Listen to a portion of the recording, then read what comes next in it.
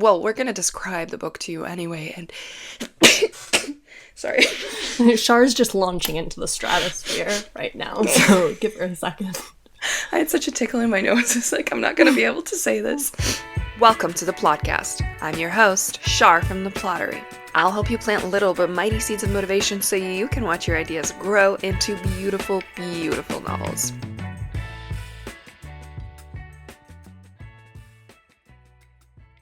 Welcome to the Plotcast. This is our first episode. Not really, though. We actually recorded a dummy first episode, like, years ago, and we might release that one, but it has really bad audio, so now we're recording a second one. It has incredible wit and wisdom. So. Yes, this is why we are definitely going to release it, but it's going to be a bonus special episode. Yeah, just like fetus Char and Jasmina talking about... Yes, giving that advice from the womb. Exactly. What is our topic of the day for our very first Plotcast episode? So we are going to be talking about bad writing advice, which, of course, we never give. Yeah, the side eye you just give. This is the precedent we're trying to set. Yeah, we only get good writing advice on the podcast. Yes, but there's a lot of advice out there, especially on Instagram, and it is not all good. In fact, it's mostly a mess.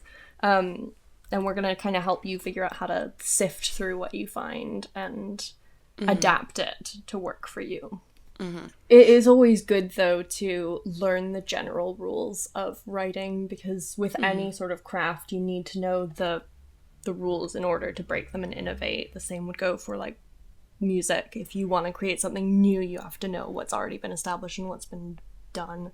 Mm-hmm. But being adaptable is important, and anything that says, like, if you don't do this, you aren't a writer or something like that, just is ridiculous. Just ignore that, because there's no one way to be a writer. And these sort of definitive claims of what being a writer are good to avoid.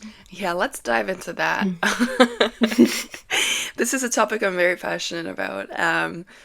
But I do often see, because the way I kind of started my own writing account was also quite on a very, how would you call it, like a very strict claim of, like, you must outline in order to, know where the hell you're going and write a good book and whatnot.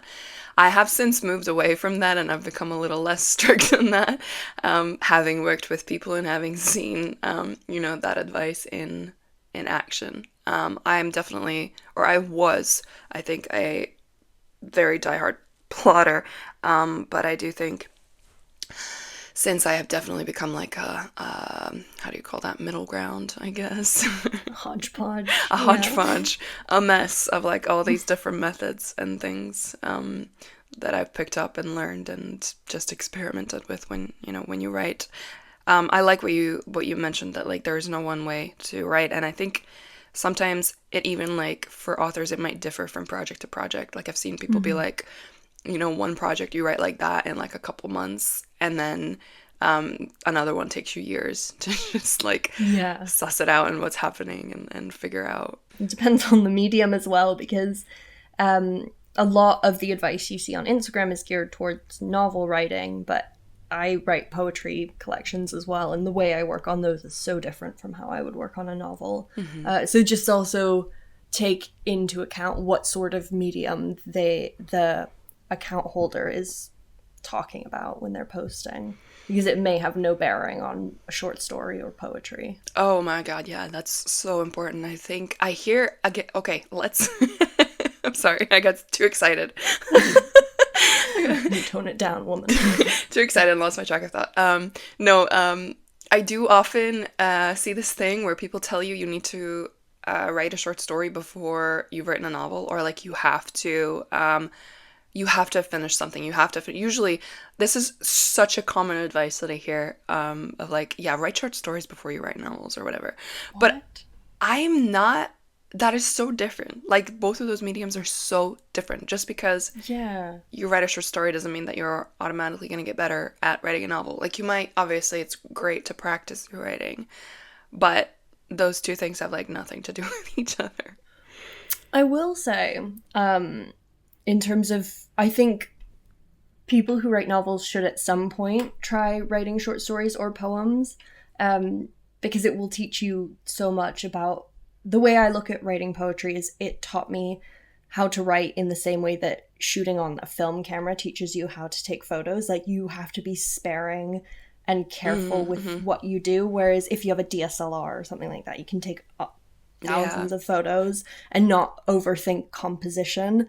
But I found poetry has really helped me be economical with my words and more direct about what I mean and choosing the right word. So at some point, I think trying short stories and poetry is helpful, but yeah, there's no reason why you have to do it first.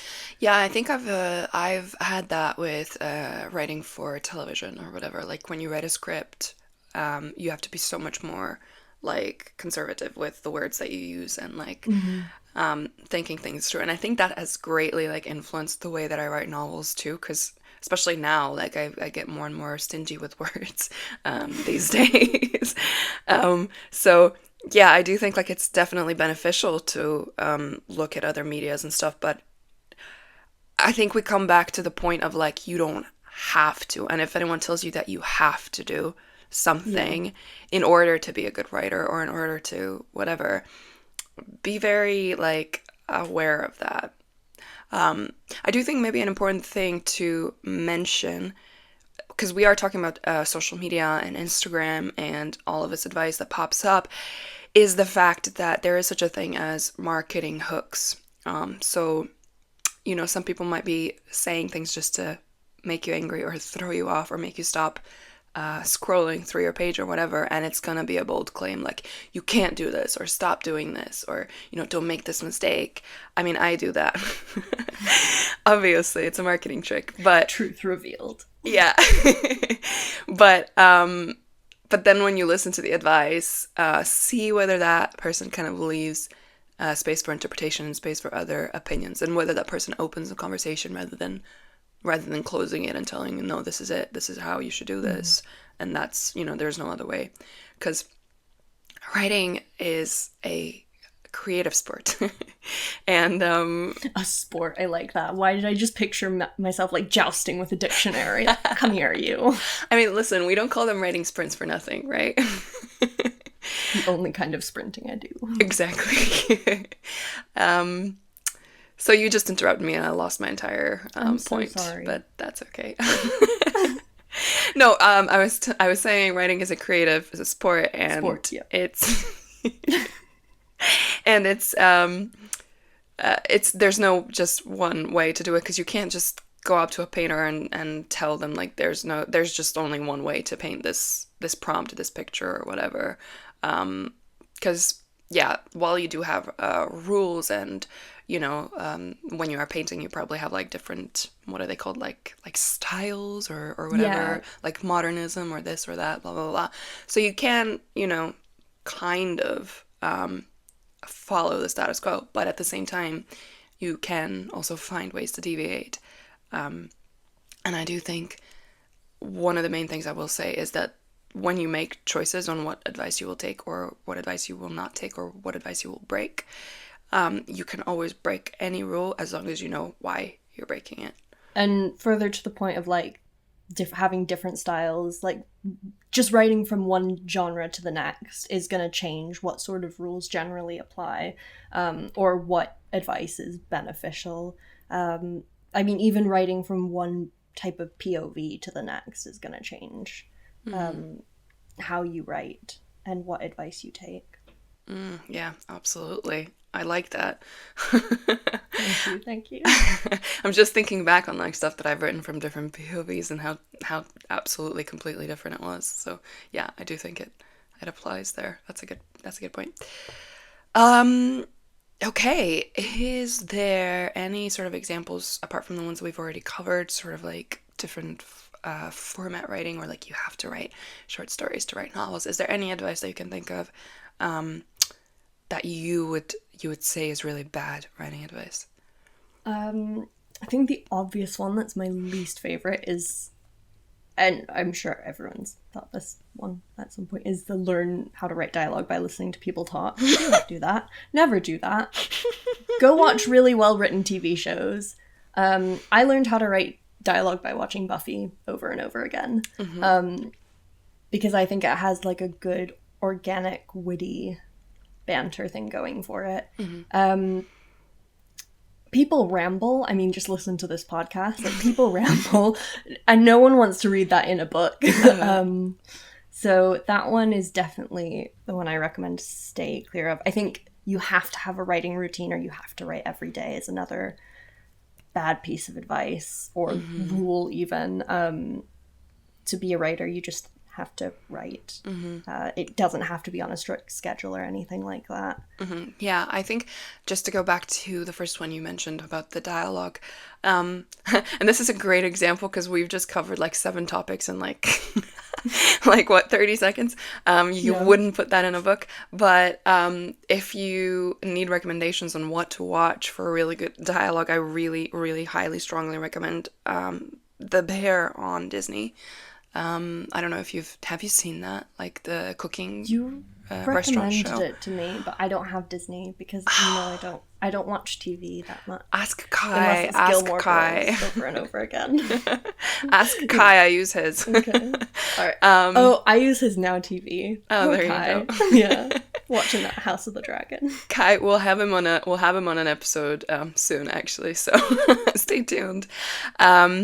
Yes, what was I saying? Yeah, The Bear. It's so good with really realistic dialogue, because they do also have like something that sort of kind of sounds like banter, like chatter between friends and things like that, but they do it in such a nuanced and skilled way. I was just like watching that and thinking, wow, I need to rewatch this several times to learn from it. But yeah, it's a really, really good, masterfully, skillfully executed show, if I do say so. So that's a good recommendation. But yeah, definitely I agree with that advice of like, yeah, you can listen to real people in maybe like getting ideas for character voices or topics that Character they talk quirks about. or something. Yeah, stuff like that. But actually, because I've actually seen people recommend like, oh, sit down and transcribe word for word what they write and what they say. And I'm like, no, don't do that, because you'll end up with so many like filler words and pauses and things like that, and people repeating themselves and whatnot. So yeah, if you can filter that out, it might be a good exercise to sit down and write down what somebody says and then Try and get to the heart of it. yeah, sort of like edit it down to something that would be good dialogue. Because I think it's important to note that also with acting, actors overact in order for it to feel or look natural. And it's kind of the same thing when you are writing things. You are going to exaggerate. You're not going to write exactly the way that people people speak in real life, but it's gonna read more natural to us.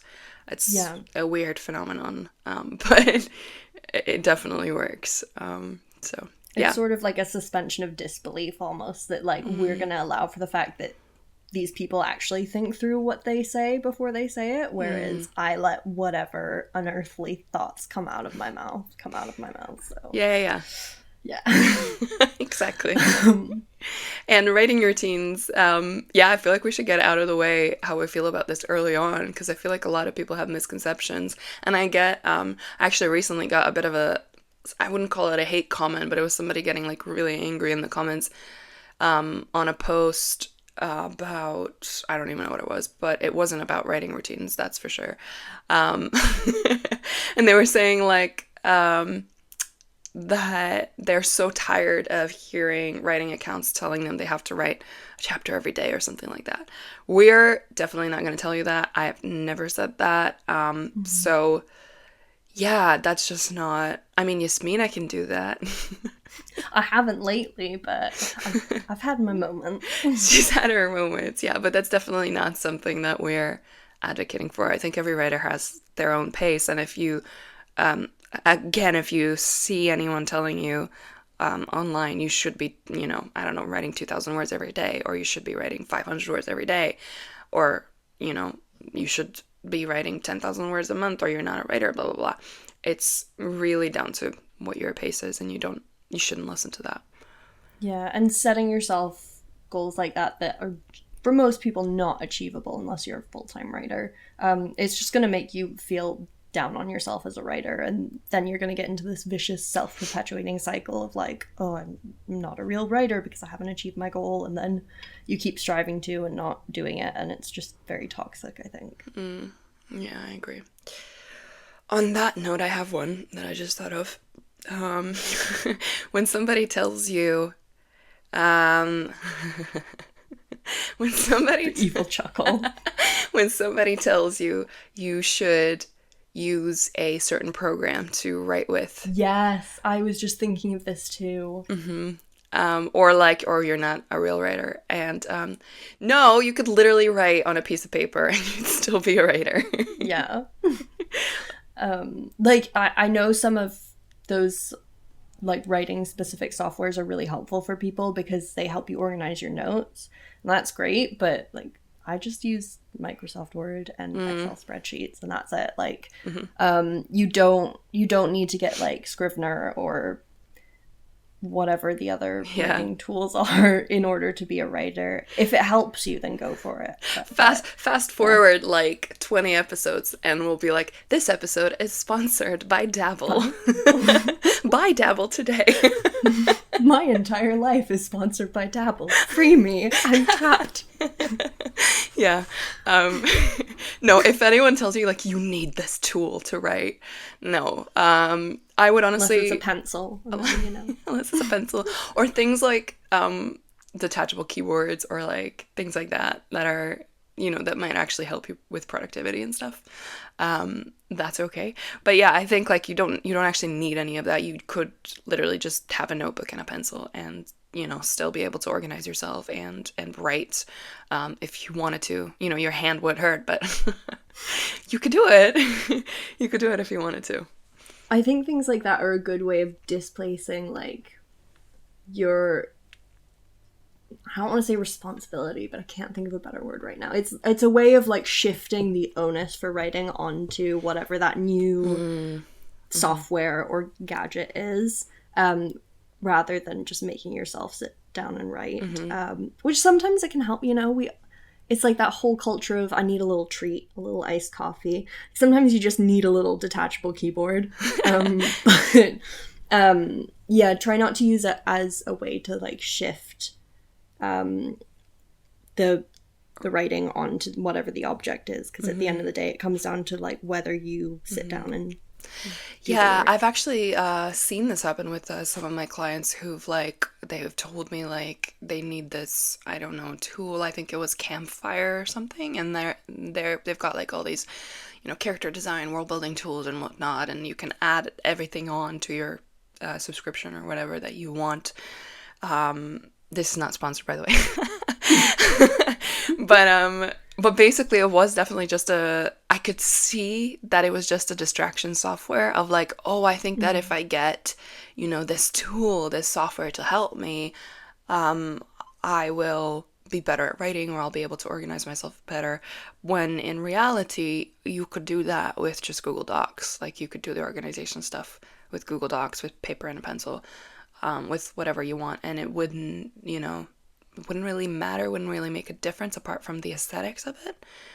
So I do think like if you are going to invest in anything, invest in learning and books and things like that, and research and reading and whatnot.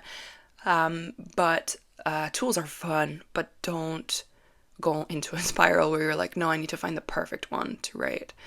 Yeah. Because I think when I first sort of started dabbling into writing, sponsored by Dabble.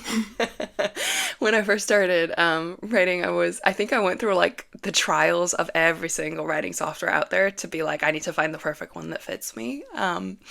And I ended up wasting so much time on that, and I still settled in the end on Google Docs because it was like, all you really need is a typing space.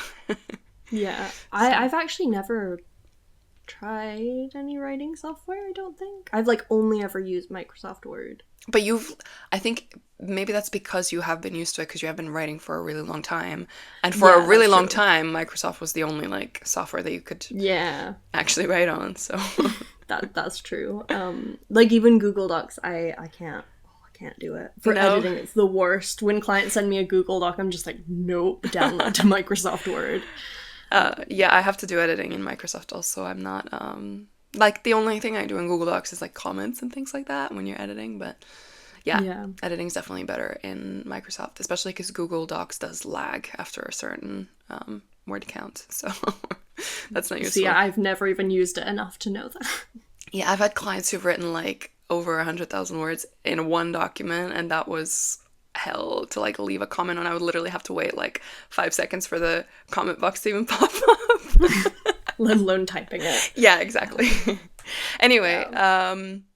what other bad writing advice might you hear? I'm thinking probably when people tell you that you have to follow your outline. Yeah, I think the misconception that once you've written an outline like that's it, it's set in stone, is really pervasive, and we are big proponents. I love those words that start with P, don't I? Big proponents of the fact that your outline should be adaptable and it should change as you learn more about your story and your characters. It's just a good. It's like if you took a recipe and then you fiddled with the ingredients a bit and adapted it to your personal taste. Like, it's a good starting reference point, but it's not definitive. Yeah, exactly. And I do always like to call them like living documents, the outlines and the chapter treatments and whatever other sort of plotting material you might come up with. It should all be changeable. There should always be space for it to grow and, you know, develop as you write your story and as you find out more about your characters. Because I do think like the actual process of writing a first draft can be, especially for discovery writers, it can be like so illuminating, and you might get to a point where you're like, oh, actually, I think this kind of plot twist or this kind of character would work better here. And then you know, you'll hear advice online that's like, no, you have to have this structure or whatever, and it needs to be perfect, and you can't change your outline. And then you'll be Mm-hmm. like, did I do something wrong? Should I listen to this? Is this just like, I think a lot of writers will get confused and think like, oh, this is just me trying to sabotage myself with a new idea so that I would restart the project or that I would, you know, maybe I'm scared of finishing it the way that I intended to. But the truth is, I think most of the time when you get an idea in the middle of the project, at least in my experience with my own projects and my clients, every time they've gotten a new idea, it was always so much better than whatever they set out with. Because you just kind of have to write to discover that heart of your novel, and then you have to be okay with sort of adapting it if you find that it is definitely a better story. Yeah, and usually when you're adding something midway through, you're coming at it from like a point of greater understanding of the story than when before you've even started writing it. So, I mean, do take the time to weigh up whether it's going to be beneficial to the story or not. But I agree with you. More often than not, it's pretty useful to be willing to adapt. Like Yeah. maybe throw in an extra chapter, an extra scene, or like a shift in the characters' motive. Well, maybe not motivation. Usually that kind of sticks throughout. But if it happens, it happens. If it happens, it happens. It's happened a Yeah. lot. It's happened actually to me with my with Statue of a Woman, what I hope to be my debut. Whenever I get off my ass and do a third revision, And then the querying process. and then the whole querying process and stuff. That's a whole other podcast. But yeah, it happened to me where I was really confused about my protagonist. I was like, I kind of had an idea for her, but I wasn't like 100%. And I was just like, whatever, start writing, we'll see it. And about halfway through, I was like, ooh, wait a minute. And then her entire character and her entire personality changed. So if you were to read that first draft, it would be like a completely different person in the middle. But I kept writing anyway without going back to restart it and rewrite the whole thing. And then I just went back and fixed, you know, the first half or whatever and adapted it. And I'm really happy with that discovery. I think it's just made the project so much stronger. So yeah, be open to change, and don't let anyone tell you that, you know, that you must plot out, I don't know, every single scene or beat of your story, and then you must stick to it, because I think that sucks all the fun out of writing for a lot of people. Yeah, and it's why so many people avoid plotting, because of that idea that they won't be able to then have any creative leeway if they want to change things. Yeah. But it is your book. You can change whatever you want, whenever you want. Exactly. Yeah. Yeah, I think it's also the reason that a lot of people just plot their books and then never actually write them too, because it's like it's a big task.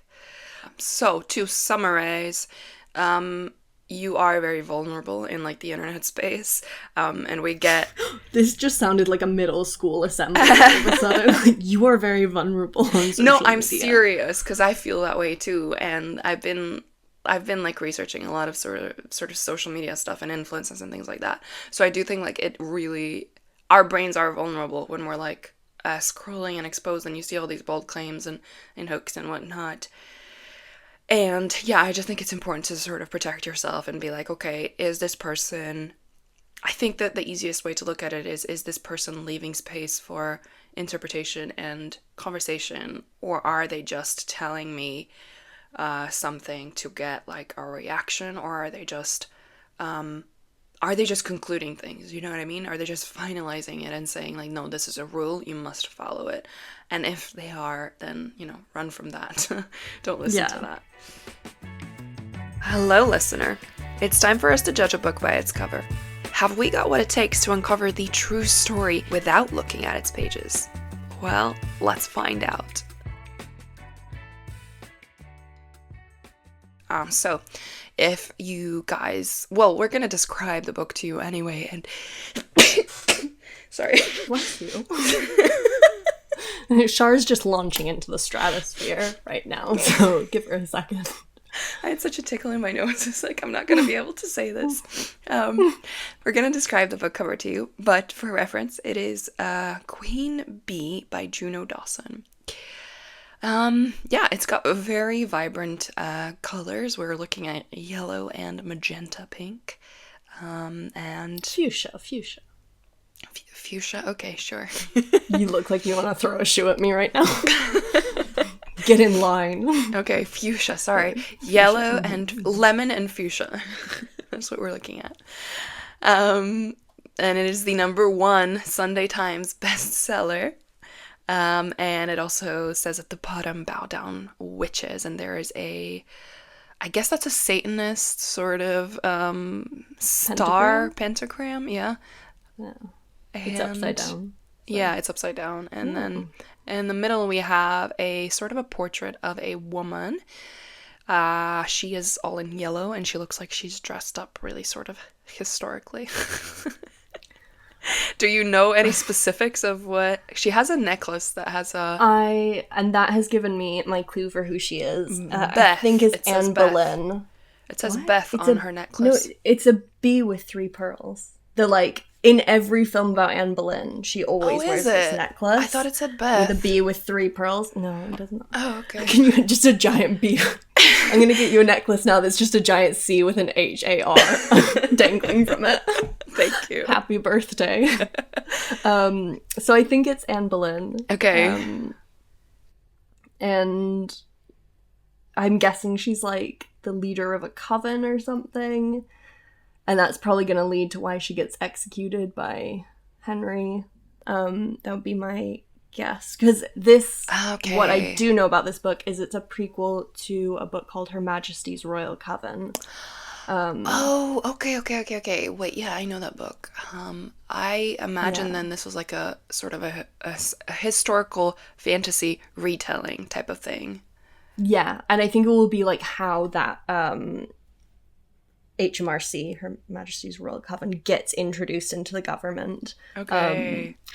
That will be my guess for what the prequel is about. Cool. I like that. Yeah. It seems like it's gonna be very like feminine powered and whatnot.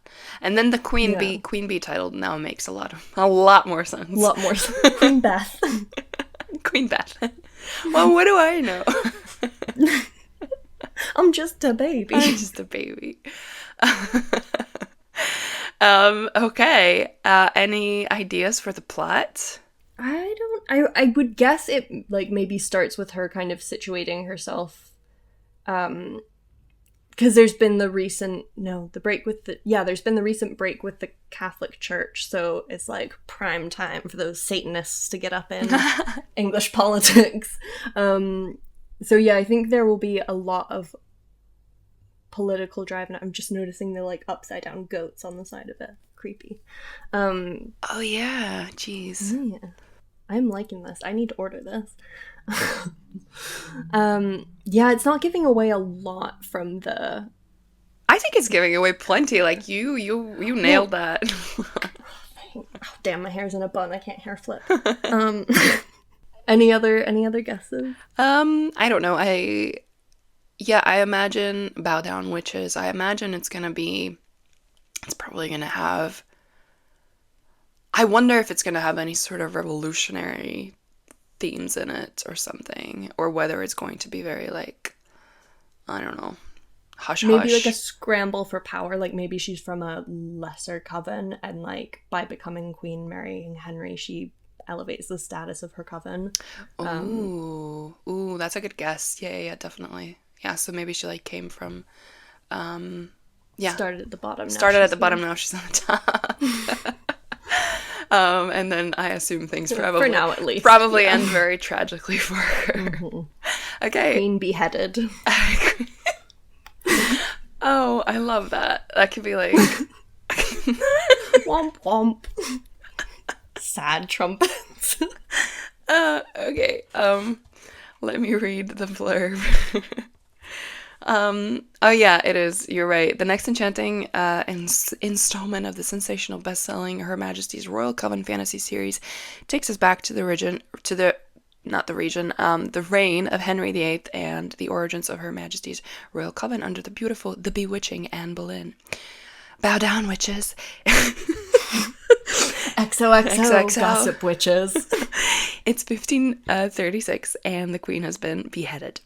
Oh, okay, so we start after her beheading. Okay. Lady Grace Fairfax Witch knows that something foul is at play, that someone had betrayed Anne Boleyn and her coven. Okay, so we don't have Anne Boleyn as the main character, it's somebody else. Okay. Weird that she's on the cover then. But yeah, I suppose she's like the inciting incident, or maybe she's like the sign for the revolution, or the symbol for the revolution. Or she gets resurrected. Ooh, okay. Wild with the loss of their leader. Yeah, she was the leader. You got that right. And she will do anything in power to track down the traitor. But there's more at stake than revenge. It was one of their own, a witch that betrayed them, and Grace isn't the only one looking for her. King Henry VIII has sent witch-finders. Witch-finders? Okay. I would have thought you would say witch hunters, but okay, witch-finders. That's too cliche. Maybe. Sounds like they're looking for pebbles on a beach. I know. I found one. Look at this, it's real smooth. I can't take that seriously. King Henry VIII has sent witch-finders after them, and they're organized like they've never been before under his new advisor, the impassioned Sir Ambrose Fulk, a cold man blinded by his faith. His cruel reign could mean the end of witchkind itself. If Grace wants to find her revenge and live, she will have to do more than disappear. She will have to be reborn. In this gripping, propulsive, sultry novella, Juna Dawson takes us back to the bloody beginnings of Her Majesty's Royal Coven to show us the strength, steel, and sacrifice it takes to make a sisterhood. Wow, so much alliteration. I love it. With beautiful illustrations from Emma Viacelli throughout. Okay. Nice. I'm liking the sound of this. Mm-hmm. We got it a little bit right. Yeah. I mean, I think we did okay given what we had. Yeah, considering. Yeah. There was no how do you call it? There was no hints that there was going to be like a different main character, so yeah, I'll take it as a win. Hey listener, we're about to answer some audience questions. Did you know you could submit questions every month to be answered right here on the Plotcast? You can do this by following my Instagram account at @Plottery and keeping an eye on my end-of-month Q&A boxes in my Instagram stories. Make sure to submit a good one, and we might answer it on the next episode. Alright, let's get back into it. And get to hear Char try and pronounce the usernames. Oh, yeah. Here we go. Here we go. The first one. Fully booked Lola. That was actually, thank you for having such a nice username. Thank you for your mercy. Yeah. They want to know, have you got examples to flesh out characters so they're not flat, because I got character sheets, but I always seem to struggle with really understanding them. So we are going to do a full podcast on fleshing out your characters, but I think in connecting to today's topic, again, character sheets can be useful, but they are not really what's going to help you create a very fleshed out character usually, because you don't want to be sitting there and looking at like lists of personality traits and going, oh yeah, that could be cute, that could be cool, let's add that in. What you want to be doing more so than like, I don't know, surface level things for your characters is looking in, first of all, like what's the point of their existence in the story? What's the point of their existence? Okay. No, I'm serious. Like existential crisis time. What is their purpose throughout the story? What do you want? I think having just the one sort of central issue that they're dealing with, or what they're gonna learn throughout the story as well. Yeah, and what they need to learn. Yeah, and then going back and doing their backstory, so you're kind of covering yourself on both ends, so you know where they come from and where they're going, basically. I think that's as simple as you can put it, really. Like, as long as you know those two things, I think the rest can sort of really easily click into place once you sort of try and figure out who they are as a person and who they were and who they're gonna become. Rather than following, I don't know, endless questionnaires and trying to look up traits that might suit them or the clothes they might wear or things like that. So I think with character sheets is they tend to be very prescriptive and limiting, and I prefer to do like character interviews where I have like 10 questions that I ask the character, and based on their answers, which I write, basically talking to myself, I then ask other like further questions based on so it's a fairly organic process, again, kind of like what we're talking about with living documents. I just let that develop naturally based on how the character responds, and it helps develop their voice as well as getting to know them.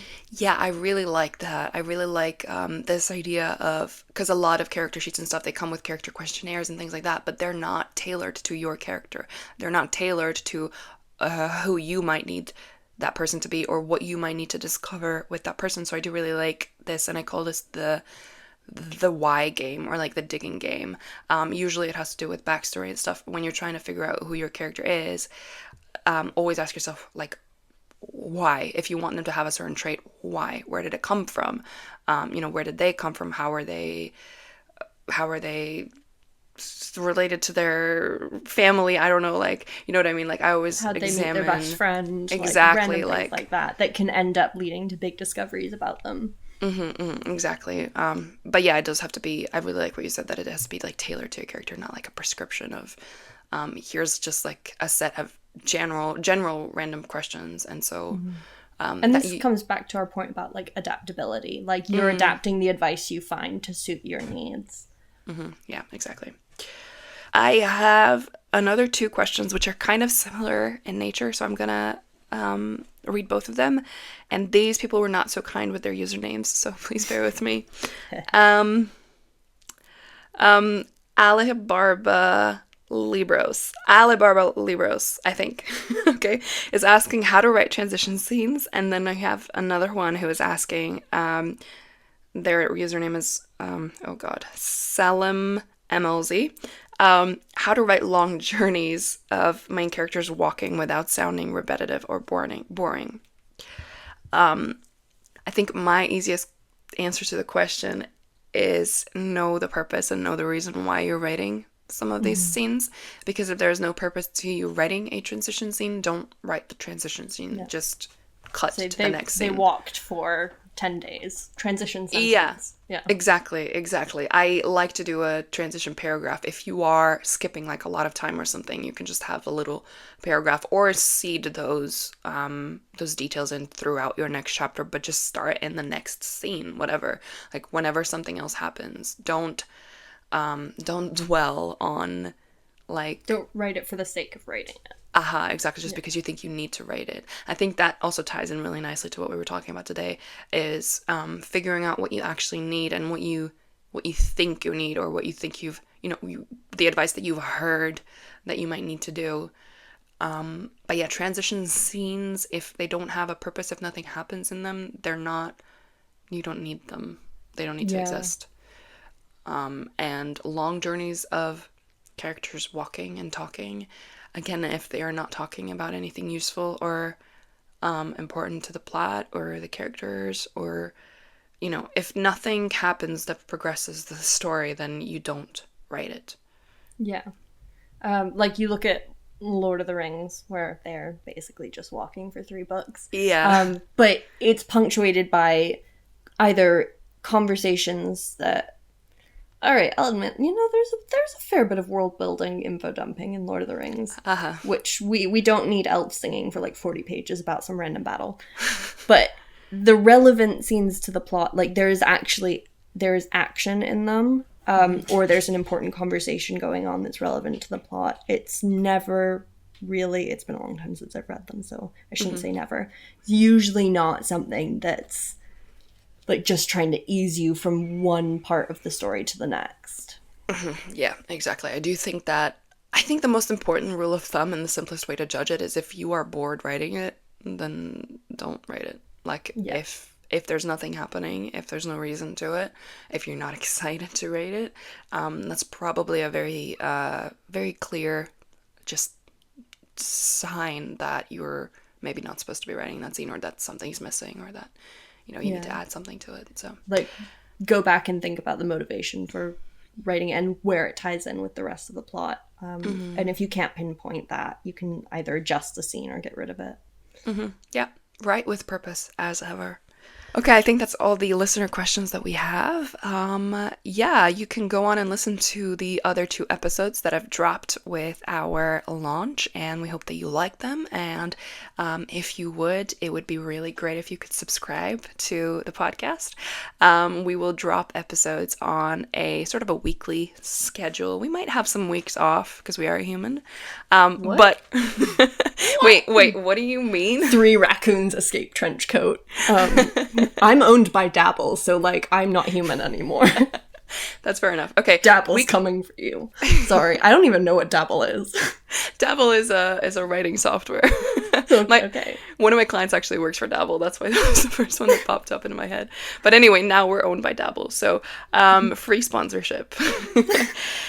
Anyway, yes, please subscribe to the podcast, and stay tuned for more episodes. We are usually going to be hosting them with the 2 of us. We might have some different ones, and we're going to feature different guests and maybe clients that we worked with. But yeah, if you have also any suggestions on topics that you would like to see us talk about, feel free to drop them in the comments or message us on any of our social media. Bye. Thanks for listening to the Plotcast. If you want more writing tips and tricks, head over to my YouTube channel. Until next time.